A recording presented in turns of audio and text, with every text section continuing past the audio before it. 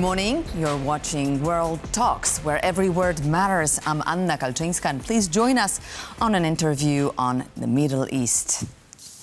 There are no guarantees it will hold, stated U.S. President Donald Trump, expressing skepticism about the truce between Hamas and the State of Israel. The durability of the truce remains uncertain, as Benjamin Netanyahu warned that Israel reserves the right to resume the war and called the first phase a temporary ceasefire. Today, the White House will host a significant meeting between U.S. President and Israel Prime Minister. Kawa Hassan, now a resident fellow Stimson Center, joins us now to analyze the current truce, the ongoing negotiations, and the role of the U.S.-Israel relations for the peace in Gaza Strip and the future of the region. Good morning, sir. Good to have you. Good morning. Thank you for having me. So let's first focus on the objectives of Benjamin Netanyahu. What are Israel's main priorities in the discussion with Donald Trump? Is the Netanyahu seeking stronger U.S. support for military action or a diplomatic resolution? Netanyahu has multiple strategic objectives. First and foremost is continuing getting military, political support from the U.S., which he is getting also from the new administration. And second is the ceasefire in Gaza. And third, the how to deal with Iran going forward, the nuclear program of Iran. And most also importantly, which isn't that much really shed light on, is the situation in in West Bank. So rightly we are focusing on the truce in Gaza and how that could be translated into a permanent ceasefire, but the situation in West Bank is very explosive. So he hopes also, he and his right-wing allies, they hope for full support from US to annexate as much as possible from West Bank, to expand the settlements. So he has these objectives, but first and foremost is to what extent the current ceasefire, which is really very fragile and very temporary, could be translated into a permanent one. That is the most important issue. And that's why I think this meeting is extremely, extremely crucial for Netanyahu, for Palestinians, but also for the wider region. Absolutely.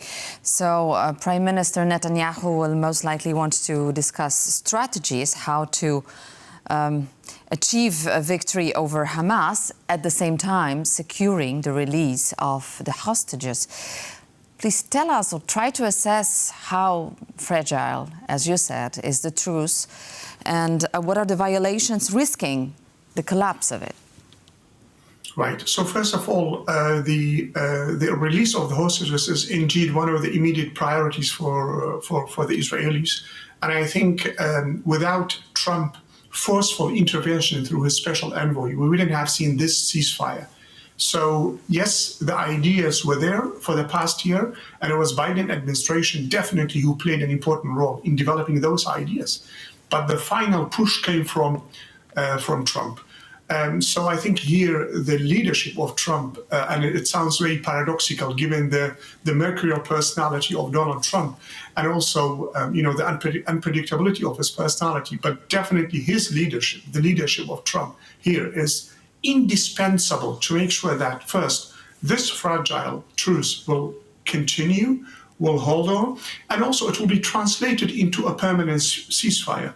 So we've got a second and third phases of the deal where more hostages should be released, and also there will be talks about the future of Gaza, the role of Hamas in Gaza, and the reconstruction of Gaza. These issues haven't yet been discussed yet. Those all will be discussed in the second and third phase. So here there is an important, need for Trump leadership. And from what we hear right now, still, it seems he is ready to put pressure on Netanyahu. But Netanyahu is sandwiched, if you like, between his far-right, extreme-right allies and the pressure from Trump. So we have to wait and see for the outcome of the meeting. And one last thing, is that Hamas has shown over the past 3 weeks that it's still holding power in Gaza. We also the military parades of Hamas while releasing these hostages, sending a strong message that we are going nowhere, despite the severe strategic blows to Hamas in Gaza, killing of its leaders, military and political leaders. So they have sent a strong message in that regard.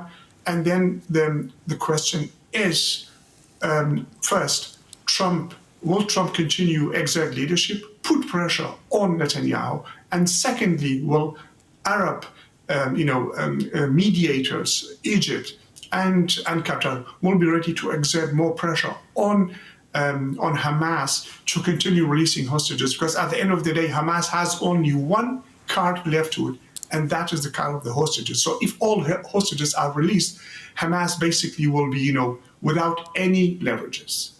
All right, so now let's turn to the role of the U.S. in the whole scenario. So what role might the U.S. play in the facilitating and influencing these talks, and what actions is particularly Donald Trump willing to take regarding U.S. support for Israel? Well, I think already we have seen that the approval of a military deal to Israel with $1 million. I think that was the first step. And second step is the idea of normalization between Saudi Arabia and Israel. So here we'll see if Trump indeed will be ready to exert needed pressure on Netanyahu to first agree on a plan for post-war Gaza, reconstruction of Gaza, where key Arab regional countries, but also international actors like EU and US will be ready to support the reconstruction. And second, Saudi Arabia has made it very clear they are ready to normalize with Israel, only in exchange for a credible pathway to Palestinian state. They didn't say that a Palestinian state should be immediately established now, and they know the difficulties of getting there, but they have gathered a global coalition. They are exerting pressure also from their side on US administration to make sure that Israel will agree to a credible path, irreversible path to Palestinian statehood. And I think this will be the most crucial issue, or one of the most crucial issues going forward.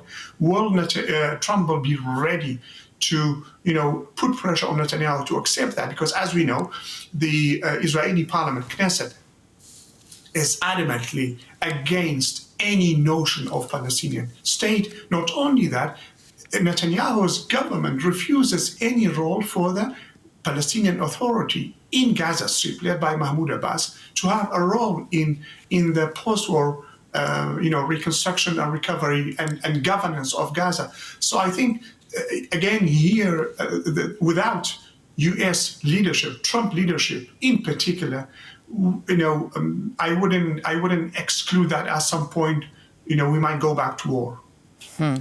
So you mentioned that at the very beginning of this interview, saying that the threat of the nuclear program of Iran is high on the agenda. In what way do you think both Netanyahu and Trump could address this threat posed by Iran and its proxies in the region? Right. So as we know, Iran's role actually has been weakened severely over the past year and a half. The attacks on Hezbollah, top leadership in Syria, on Iran itself, inside Iran itself. So Iran's so-called axis of resistance has been weakened severely. But that, it's weakened, but it's still there. It's not been completely defeated. So here, I think there is an agreement between Trump and Netanyahu that there's a need for continuous pressure on Iran, either to change its regional policy, regional behavior, or face consequences. And here, there is a divergence between both leaders. I think Trump doesn't need a war with Iran. That's clear-cut. Netanyahu, if need be, he would be, most probably he would be ready to go, to further attack Iran. With the risk of that, we'll have again an Iranian retaliation, which again will lead to a new cycle of tit-for-tat, attacks. So what we have here is actually probably two divergent versions of or visions. One is Netanyahu,